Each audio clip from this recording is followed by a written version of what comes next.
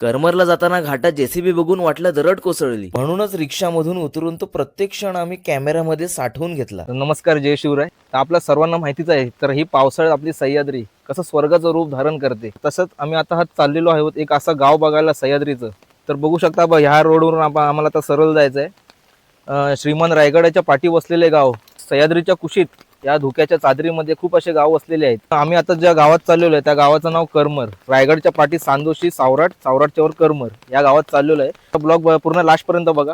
करमरला जाताना घाटात जेसीबी बघून वाटलं दरड कोसळली, पण जवळ जाऊन बघितलं तर बिचारा जेसीबी झाडांना हेरकट देत होता. जोरात कोसळणारा पाऊस आणि समोर आलेली नदी हा सुंदर मोह आवरता आला नाही, म्हणूनच रिक्षामधून उतरून तो प्रत्येक क्षण आम्ही कॅमेऱ्यामध्ये साठवून घेतला. तिथूनच धुक्यात हरवलेले ते उंच डोंगर आणि निसर्गाचे एक अद्भुत रूप आम्हाला अनुभवायला भेटले. मग आपण करमर गावात पोहोचलो. आपली रिक्षा इथे एका कोपऱ्यात लावली. पाऊस अजूनही चालू होता आणि या गावात आत्ताही जुनी सुंदर कौलारू घरं आहेत. पण मित्रांनो, या गावचा तुम्ही वातावरण बघा, खरंच मनाला शांती देणार आहे. शहराच्या धगधगीतून लांब एकदम शांत शुद्ध हवा असणार हे गाव. तुम्हाला हे करमर गाव कसं वाटलं आणि तुम्हाला हे गाव माहित आहे काय ते कमेंट करून सांगा. आणि तुमच्या अशा निसर्गरम्य गावचं नाव सुद्धा कमेंट करा. फायनली आपण करमर गावात पोहोचलेलो आहे.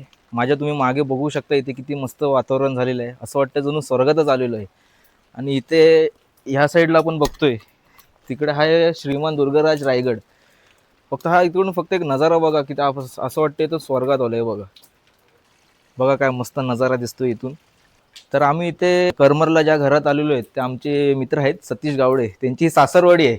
आता त्यांच्याकडेच आम्ही आलेलो आहे. हे बघा त्या आई इथे असतात. लाईट लावा ना. लाईट नाही काय? हो काय, व्हिडिओ काढतोय. हो हो, ते सध्या लाईट गेलेली आहे. हे आमचे सहकारी सतीश गावडे यांची सासरवाडी आहे. त्यांच्या घरात आलेलो आहे. त्यांचा कॅमेरा बघून त्यांना काय बोलता येत नाही, स्टॉप होतात.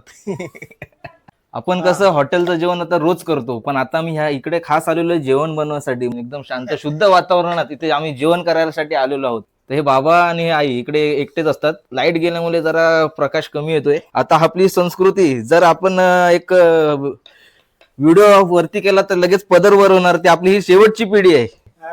व्हिडिओ चालू केल्यावर पदर डोक्यावर घेणार ही शेवटची पिढी आहे. नंतर आपल्याला अशी पिढी बघायला भेटणार नाही.